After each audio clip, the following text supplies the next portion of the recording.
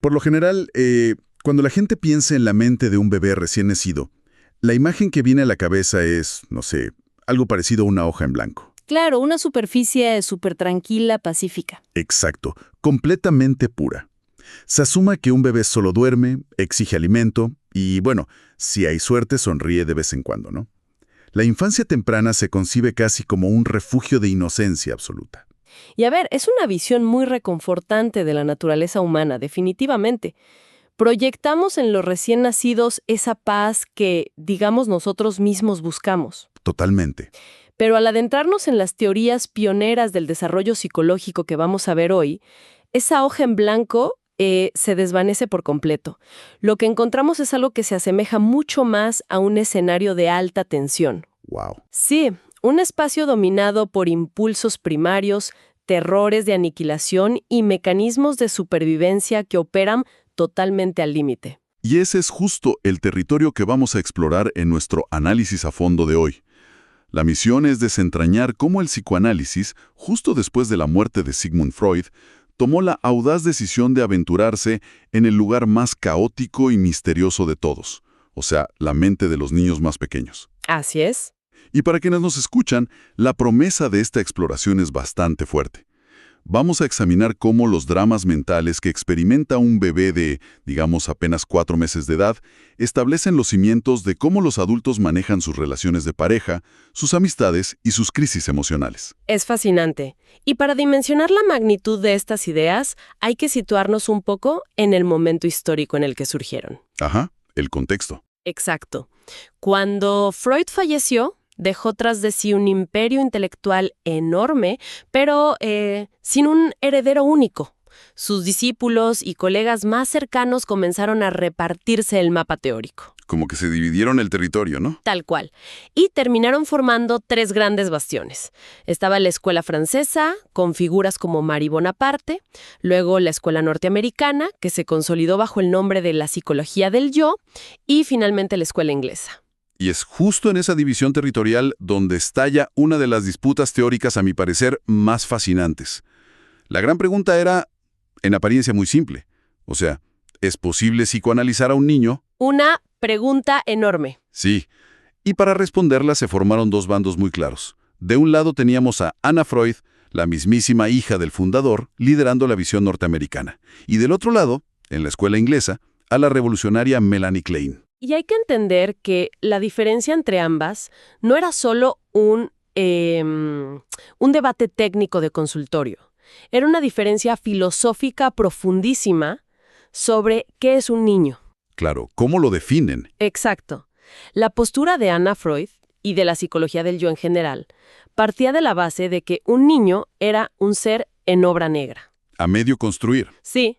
Consideraban que su mente, lo que en psicoanálisis se denomina el aparato psíquico, esa maquinaria interna compuesta por los impulsos, la identidad, la moralidad, estaba incompleta. Entonces, a ver, si veían al niño como una casa en obra negra, la lógica dictaría que no se puede intervenir en él de la misma manera que en un adulto, supongo. Esa era exactamente su conclusión. O sea, un adulto que llega al diván suele tener lo que llaman un conflicto neurótico cristalizado. Es decir, un problema emocional, una neurosis que lleva años endureciéndose como un fósil, atrapado en el inconsciente. Eso se puede excavar y analizar. Ajá. Pero en un niño de 4 o 5 años, para Anna Freud, esos conflictos apenas se estaban formando. Entonces su instinto no era analizar el inconsciente del niño, sino más bien proteger esa estructura que apenas se estaba levantando. Entiendo.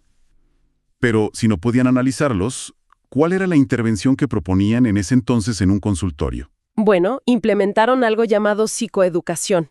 En lugar de sumergirse en los miedos profundos o en las fantasías destructivas del niño, el objetivo de la psicología del yo era fortalecer el yo del niño, su sentido de identidad consciente.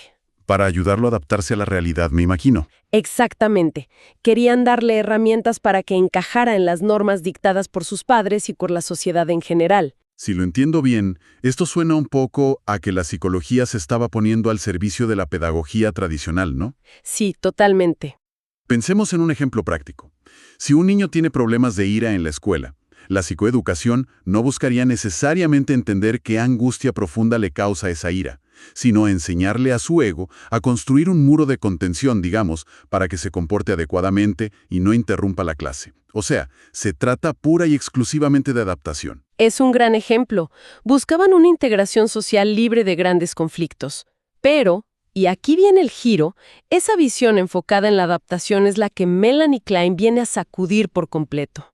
Ella patea el tablero. Totalmente. Su planteamiento es radicalmente opuesto. Klein observa a los niños y concluye que no son seres incompletos esperando a ser formados. Ella postula que el niño, desde una edad extremadamente temprana, ya posee un aparato psíquico completo. ¡Wow! Sí, con un inconsciente súper vibrante, lleno de fantasías complejísimas y por lo tanto es absolutamente analizable. Pero a ver, aquí surge un problema logístico que me parece muy evidente. El psicoanálisis clásico, la famosa cura por la palabra, depende de que el paciente hable sobre sus sueños, sus traumas, sus asociaciones. Claro. ¿Cómo se supone que alguien puede tener una sesión analítica con un paciente que, no sé, apenas está aprendiendo a hilar 3 palabras seguidas o que ni siquiera domina el lenguaje? Y justamente esa, fue la genialidad clínica de Klein. Ella comprendió que el lenguaje de los niños no está en las palabras, sino en sus acciones. Ajá. Y específicamente, en el juego. Para Klein, el juego no era una actividad recreativa para quemar energía o pasar el rato. El juego era el equivalente exacto de la asociación libre de un adulto en el diván. ¡Qué interesante! Para ilustrar la diferencia entre ambas visiones de una manera un poco más gráfica, podríamos pensar en Anna Freud como una tutora estricta. Alguien que toma al niño, le da instrucciones claras y lo entrena para que pase con éxito el gran examen de adaptación que le exige el mundo exterior. Sí, una figura totalmente centrada en la contención, el moldear el comportamiento. En cambio, Melanie Klein parece operar más como una directora de teatro de vanguardia. Me encanta esa analogía. Porque su objetivo no es que el niño se siente callado y en paz. Ella le da una caja llena de juguetes, trenes, muñecos, y le abre el escenario diciéndole algo así como, muéstrame los monstruos que viven en tu mente. Utiliza los juguetes para que el niño externalice ese drama interno. Exacto, el concepto de el teatro de la mente es fundamental aquí. Pero, a ver, si asumimos que el juego es una representación teatral, la pregunta inmediata que debemos hacernos es, ¿cuál es el guión de esa obra? Claro, ¿qué es lo que se está actuando? Sí, ¿qué es lo que está ocurriendo en las profundidades de la mente de un infante para generar dramas tan intensos? Y para responder a eso, me parece que tenemos que adentrarnos en la etapa más temprana. Hablemos de cómo percibe el mundo un bebé recién nacido según la teoría kleiniana. Porque tengo entendido que hay una diferencia teórica súper importante respecto a cuándo surge la propia noción del yo. Sí, y esto representa una ruptura masiva con sus predecesores. Klein propone que el yo, el ego básico, digamos la semilla de la identidad personal, existe desde el mismísimo momento del nacimiento. Desde el día 1. Desde el día 1. Es un yo sumamente arcaico, primitivo y extremadamente frágil, pero ya está operando. Y lo más importante, viene impulsado por algo que ella denominó el instinto epistemofílico. Epistemofílico. A ver, la raíz de esa palabra se refiere al conocimiento, ¿verdad? Así es un impulso visceral, casi biológico, por conocer y explorar el mundo exterior. Para esta mente incipiente, la exploración no es un pasatiempo, es una cuestión de vida o muerte psíquica. ¿Cómo así? Bueno, al interactuar y tratar de comprender lo que está afuera, el bebé comienza a definir dónde termina el mundo y dónde empieza el mismo. Construye el mundo exterior y al hacerlo, pues se construye a sí mismo. Pero imaginemos esa experiencia desde la perspectiva física y neurológica de un recién nacido. O sea, su sistema nervioso apenas se está calibrando. Cada luz, cada sonido, cada sensación física debe ser abrumadora. ¿Cómo procesa una mente tan, pero tan frágil esa avalancha de estímulos? Lo procesa con terror, literalmente. Y aquí entramos en lo que Klein llamó la posición esquizoparanoide, que domina aproximadamente desde el nacimiento hasta los 4 meses de vida. Ok, los primeros 4 meses. Sí. Es crucial entender que, a esta edad, el bebé no tiene noción del tiempo, no sabe que un malestar es temporal. Por lo tanto, cuando siente hambre, no piensa, bueno, tengo el estómago vacío, mamá vendrá en 5 minutos. Claro, no hay esa lógica. No, para nada. Siente un dolor punzante en sus entrañas y lo experimenta como un ataque masivo. Percibe que algo hostil lo está destruyendo desde adentro. Son ansiedades persecutorias reales, una sensación inminente de aniquilación. Dios mío. Entonces, si su mente percibe el hambre o el frío como un intento de asesinato literal, ¿cómo hace ese pequeño yo arcaico para no colapsar ante tanto terror? O sea, ¿cuál es el mecanismo de defensa ahí? El mecanismo clave es la escisión, es decir, dividir o fragmentar la realidad. Ok. Pensemos en la mente del bebé como un sistema operativo muy básico, como una computadora con muy poca memoria RAM, digamos. Me gusta esa analogía. Si esa computadora intenta abrir un archivo inmenso que contiene simultáneamente la información de amor absoluto y supervivencia, junto con la de terror, dolor y muerte inminente, el sistema entero se congela, se bloquea por completo. Claro, para evitar ese colapso del sistema, la mente se ve obligada a separar esa información en dos carpetas completamente aisladas. Exactamente. Así es como el bebé divide el objeto central de su universo, que suele ser la madre o la figura de cuidado principal, en dos entidades separadas. En el lenguaje kleiniano, esto se conoce como la creación del pecho bueno y el pecho malo. A ver, analicemos qué contienen estas dos carpetas. ¿Qué representa el pecho bueno para el bebé? El pecho bueno es la experiencia idealizada. Es el calor, el alimento oportuno, el consuelo, la protección. El bebé siente que este objeto perfecto le pertenece y lo idealiza hasta el extremo para sentirse a salvo. Tiene sentido. Pero, por otro lado, pues inevitablemente hay frustraciones. A veces la comida tarda en llegar, a veces hay frío o cólicos. Todo ese malestar se proyecta hacia afuera, creando la figura del pecho malo. Ya veo. Y el bebé ataca mentalmente a ese pecho malo con toda su furia. Siente que es un perseguidor cruel diseñado únicamente para hacerle daño. ¿Sabes que si uno analiza nuestra cultura actual a través de este lente, resulta impactante lo vigente que es este mecanismo? O sea, se puede observar claramente en la popularización de ciertos discursos de autoayuda o, no sé, el coaching moderno que vemos en redes sociales. Ah, sí, totalmente. Abundan los mensajes que dictan cosas como corta a la gente tóxica de tu vida a la primera señal de incomodidad o quédate solo con quienes te aportan energía positiva. Es literalmente la dinámica de la decisión. Es que es tal cual. Se evalúa a las amistades o a las parejas y se les clasifica en cajas súper rígidas. O sea, tú me complaces, entonces eres el pecho bueno. Tú me frustraste una sola vez, eres el pecho malo. Es reducir a seres humanos complejos a caricaturas de héroes y villanos, eliminando por completo cualquier necesidad de asumir responsabilidad en el conflicto. Es una aplicación brillante de la teoría a la vida contemporánea, de verdad.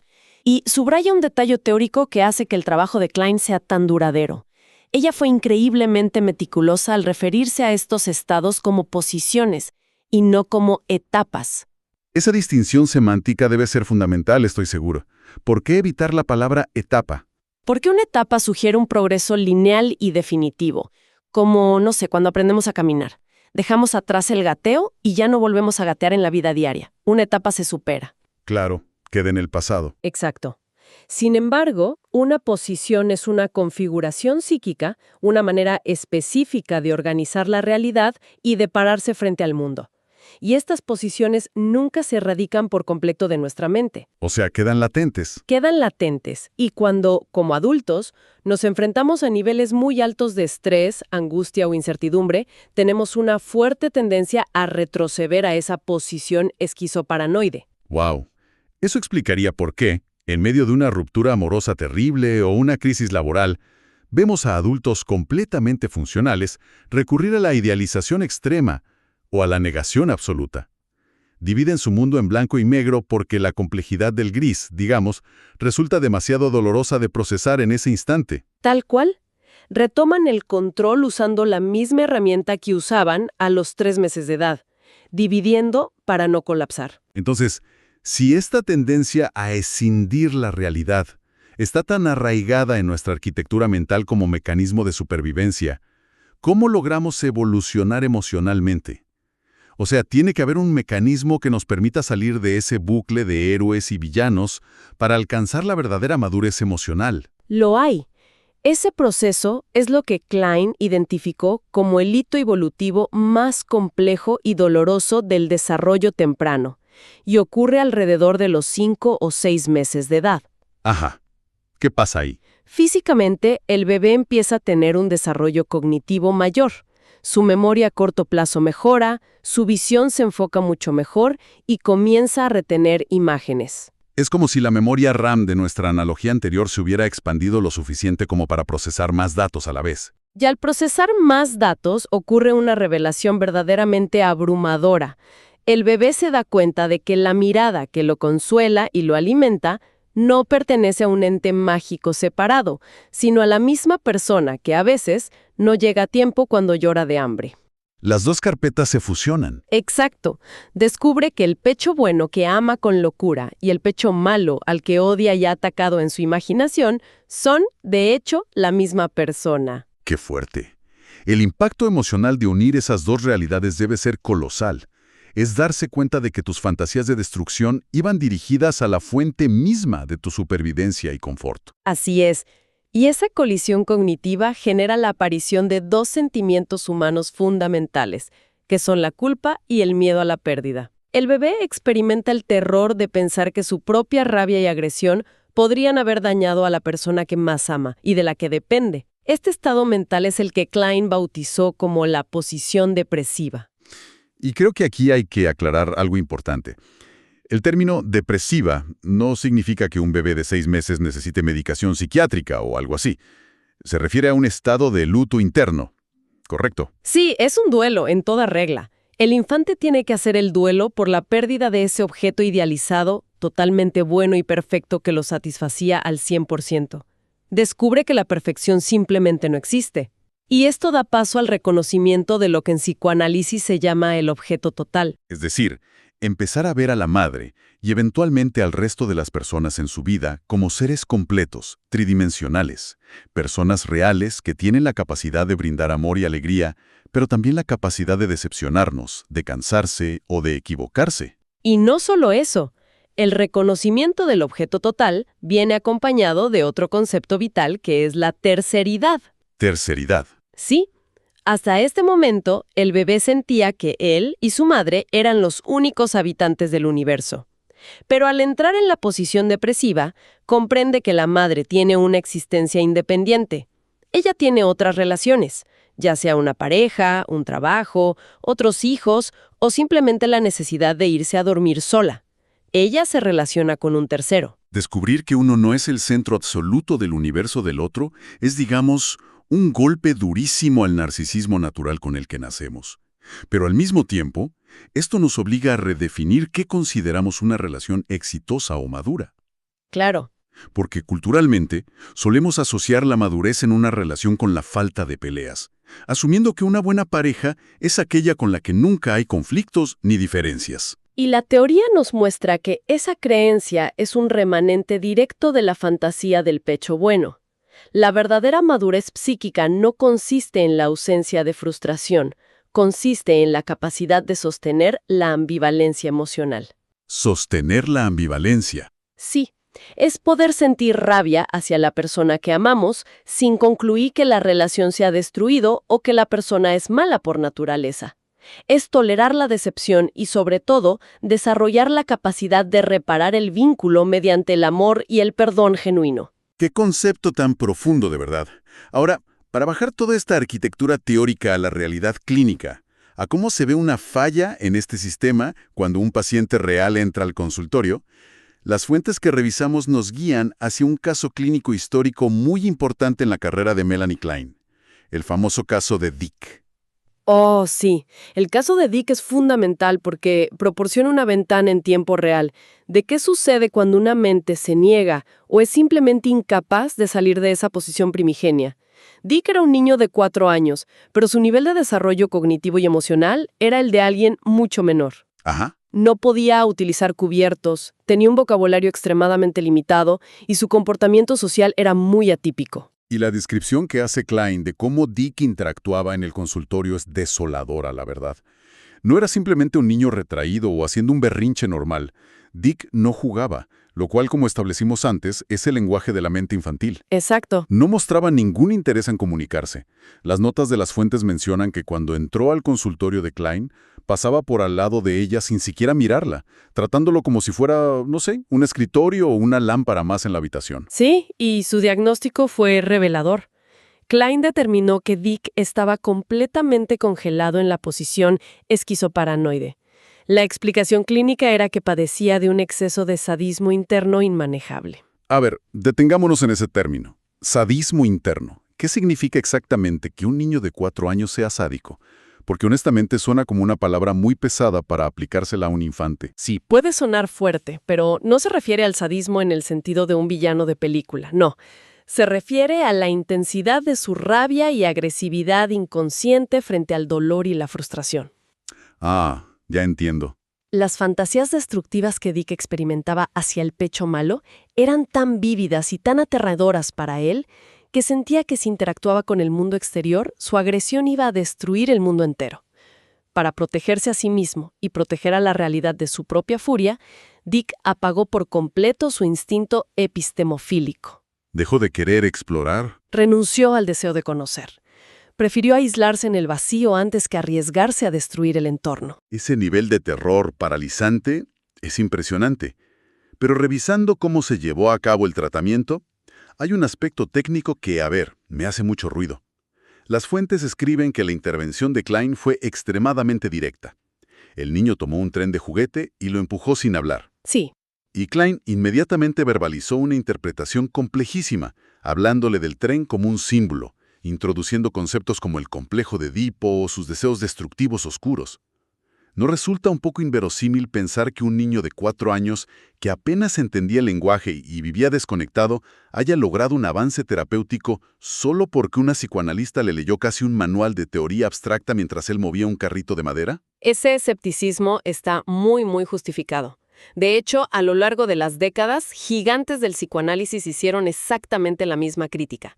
Jacques Lacan, por ejemplo, le dio con todo a Klein por esto. Me imagino. Fue muy severo, señalando que Melanie Klein prácticamente le embutía sus propias teorías al paciente, proyectando conceptos de adultos en las acciones de un niño desconectado. Entonces, si el contenido literal de lo que ella le decía sobre el complejo de Edipo y los impulsos sádicos no fue lo que curó a Dick, ¿qué fue lo que realmente funcionó en ese consultorio para lograr sacarlo de su parálisis emocional?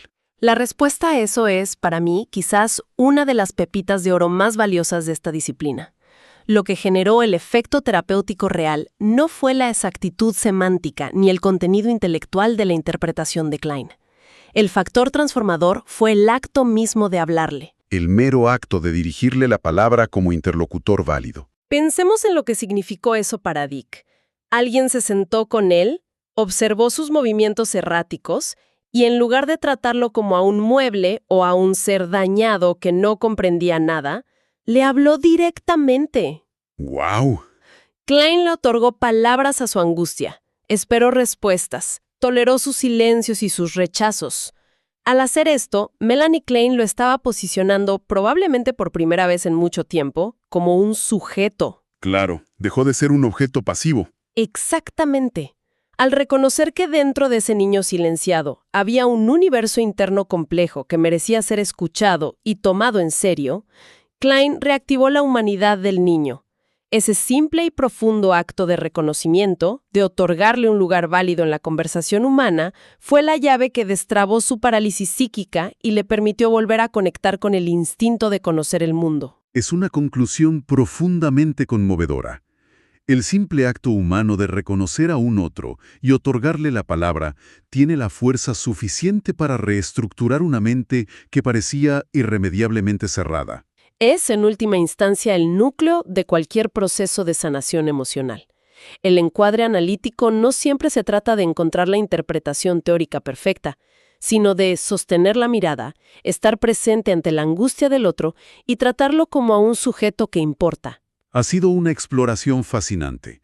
Al recapitular el camino que hemos recorrido hoy, vemos cómo la teoría kleiniana nos lleva desde los rincones más oscuros y caóticos del desarrollo infantil temprano. Así es.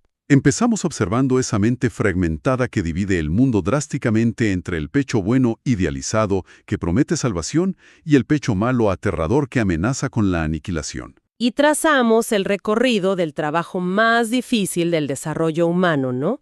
Que es abandonar esa comodidad del pensamiento en blanco y negro y transitar hacia la posición depresiva, aceptando el dolor, la culpa y la complejidad que implica relacionarse con personas reales, con sus virtudes y sus fallas. Y todo esto revelado a través de la idea tan radical de que observar el juego de un niño en el suelo de un consultorio no es ser una distracción irrelevante. Es ser testigo del esfuerzo titánico de una mente intentando estructurar la realidad misma. Y el conocimiento que extraemos de ahí nos persigue toda la vida. Comprender estos mecanismos tempranos nos demuestra que el pasado no desaparece. O sea, las explosiones de ira con nuestros colegas, los celos injustificados con una pareja o la incapacidad de aceptar una crítica sin sentirnos atacados mortalmente, todo eso son simplemente reediciones de aquellas mismas ansiedades persecutorias y berrinches de nuestros primeros meses. Entender que esas defensas infantiles siguen operando en el trasfondo de nuestra mente cambia por completo la forma en que experimentamos nuestras propias emociones. Y para cerrar nuestra inmersión de hoy, me parece valioso dejar a la gente que nos acompaña con una reflexión que va más allá de la teoría clínica y aterriza directamente en nuestras vidas cotidianas. Me parece perfecto. Hemos discutido cómo la madurez emocional genuina radica en la capacidad de sostener en nuestra mente los aspectos positivos y negativos de una misma persona simultáneamente. Tolerar esa contradicción sin destruir al otro y sin destruirnos a nosotros mismos en el proceso. Un desafío que, francamente, requiere toda una vida de práctica. Sin duda. Y sabiendo que nuestra mente viene configurada desde el origen con esta tendencia primigenia hacia la división y la idealización absoluta como mecanismo de defensa, vale la pena replantear nuestras expectativas. Totalmente. Quizás, en contra de lo que narran los cuentos de hadas, el acto supremo de amor en la vida adulta no consiste en buscar y encontrar a una pareja o a un amigo perfecto que jamás nos cause frustración. Quizás el mayor acto de amor y madurez sea tener la inmensa valentía y paciencia de sobrevivir a la decepción, de aceptar finalmente que la persona que amamos y nosotros mismos somos irremediablemente humanos.